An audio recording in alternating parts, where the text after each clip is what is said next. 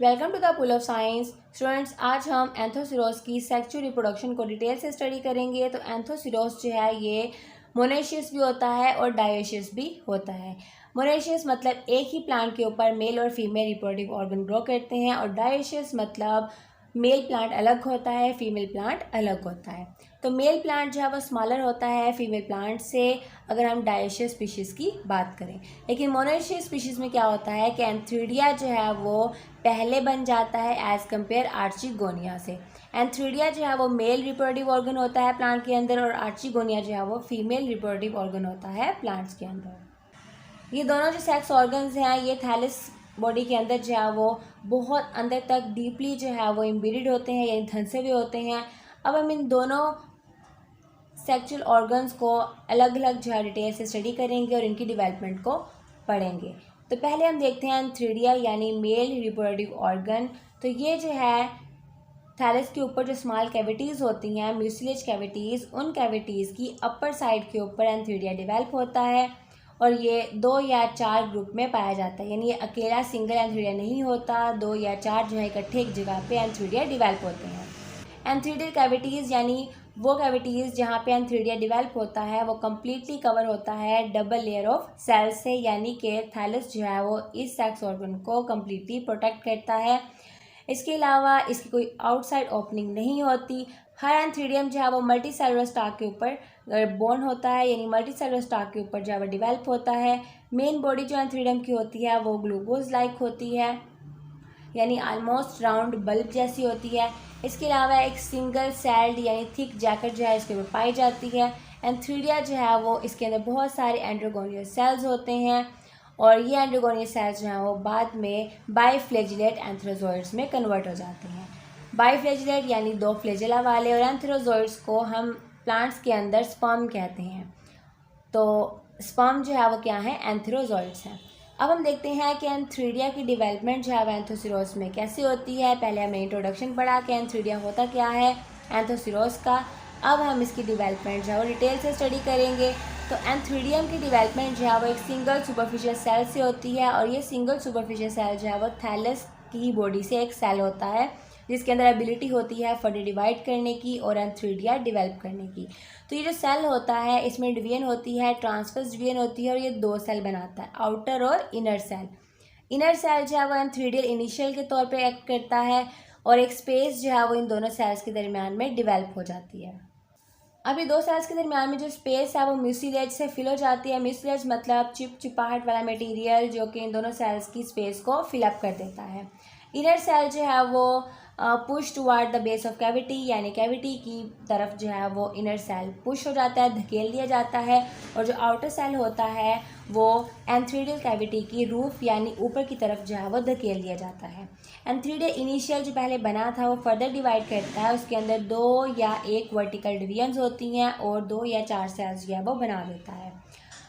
इसमें से हर सेल जो है वो एक एंथ्रीडियम जो है वो बनाएगा। अब एंथ्रीडियल सेल जो है वो फर्दर उसके अंदर ट्रांसवर्स डिवीजन होगी, और वो प्राइमरी स्टॉक सेल बनाएगा बेस में यानी कि बॉटम में, और प्राइमरी एंथ्रीडियल सेल बनाएगा टॉप के ऊपर यानी अपर साइड पे। अब प्राइमरी स्टॉक सेल जो है वो फर्दर डिवाइड करके क्या बना देगा, मल्टी सेलुलर स्टॉक बना देगा, और जो प्राइमरी एंथ्रीडियल सेल है वो पहले डिवाइड करेगा, इसके अंदर 2 वर्टिकल डिवीजन्स होंगी, और ये 4 सेल्स का एक ग्रुप बना देगा। अब 1 या मोर ट्रांसवर्स डिवीजन्स जो है इसी के अंदर होंगी, और ये 2 या 3 टायर्स ऑफ 4 सेल्स, यानी अब ये टायर बनेंगे। तो अब टायर जो है ये आपको डायग्राम से वाजे हो जाएंगे कि मैं टायर जो है वो किनको कह रही हूँ। तो 4-4 सेल्स के 2 या 3 टायर्स बन जाएंगे। अब इन सेल्स के अंदर जो है वो पेरिक्लाइनल डिवीजन होगी, यानी इर्रेगुलर डिवीजन होगी, आउटर साइड पे भी और इनर साइड पे भी, लेकिन मिडल में नहीं। तो इट प्रोड्यूस सेंट्रल एंड्रोगोनियल सेल। इन तमाम सेल्स के अंदर चाहे पेरिक्लाइनल डिवीजन होगी यानी इर्रेगुलर डिवीजन होगी आउटर एंड इनर सेल्स में, और ये सेंटर में एंड्रोगोनियल सेल्स बना देंगे, और पेरिफेरी यानी साइड पे जैकेट सेल्स बना देंगे। अब जैकेट सेल्स जो है ये फर्दर डिवाइड करके एक सिंगल लेयर्ड वॉल बना देंगे एंथ्रीडियम की, और एंड्रोगोनियल सेल्स जो है वो क्या बना देंगे, मैस ऑफ एंड्रोसाइड्स या फिर एंथ्रोजोइड्स मदर सेल्स बना देंगे। अब इन मदर सेल्स से क्या होगा, यही कन्वर्ट होके हर मदर सेल कन्वर्ट हो जाएगा सिंगल एंथ्रोजोइड के अंदर, यानी एक सिंगल स्पर्म के अंदर। एंथ्रीडियल कैविटी की जो रूफ होगी, जो छत होगी और जो एंथ्रीडियल वाल होगी वो रप्चर हो जाएगी, ब्रेक हो जाएगी और इसमें से सारे एंथ्रोजोइड्स यानी स्पर्म जो है वाटर में रिलीज हो जाएंगे। तो इस तरह जो है वो एंथ्रीडियम की डेवलपमेंट होती है एंथोसिरोस में। तो अब हम डायग्राम से देख लेते हैं कि एंथ्रीडियम की डेवलपमेंट कैसे होती है। तो ये हमारे पास है थैलस से ही एक सिंगल सुपरफिशियल सेल जो कि वाजे है, फर्दर डिवीजन इसी में होगी। अब इसमें सबसे पहले क्या होगी, ट्रांसवर्स डिवीजन होगी, 2 सेल बन जाएंगे, आउटर एंड इनर सेल।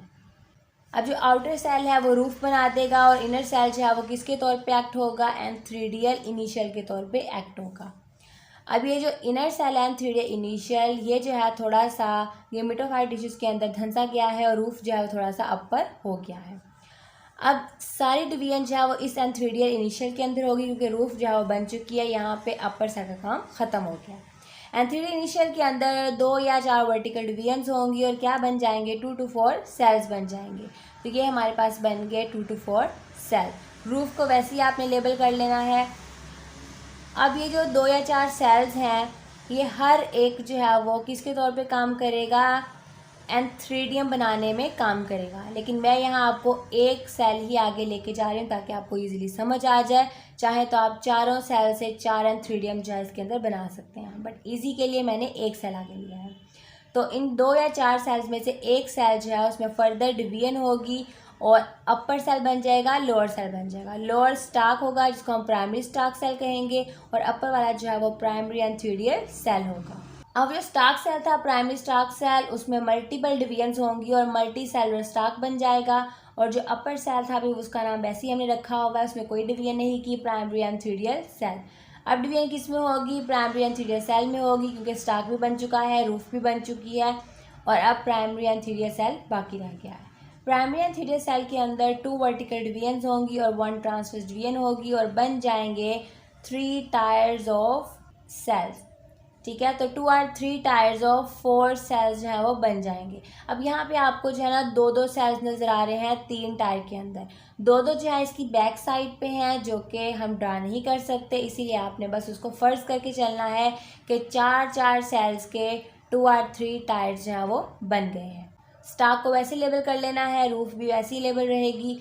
अब 2 to 3 टायर्स ऑफ सेल्स जो हैं इनके अंदर पेरिक्लाइनल डिवीजन होगी यानी इर्रेगुलर डिवीजन होगी इन सब सेल्स के अंदर और बन जाएगी आउटर साइड पे जैकेट लेयर और इनर साइड पे mass of endocytes mother cells. स्टाक वैसे का वैसे रहेगा, रूफ भी वैसे की वैसी रहेगी। अब हर जो एंथ्रोजोइड्स मदर सेल है ये हर एक सेल कन्वर्ट हो जाएगा बाइफ्लैजिलेट एंथ्रोजोइड्स यानी स्पर्म के अंदर और फिर रूफ भी रप्चर हो जाएगी, जैकेट लेयर भी रप्चर हो जाएगी और ये सारे एंथ्रोजोइड्स यानी स्पर्म जो है ये वाटर में रिलीज हो जाएंगे। तो इस तरह जो है वो डेवलपमेंट होती है एंथ्रीडियम की एंथोसिरोस के अंदर। नेक्स्ट लेक्चर में हम एंथोसिरोस की आर्चिगोनियम और आर्चिगोनियम की डेवलपमेंट को स्टडी करेंगे।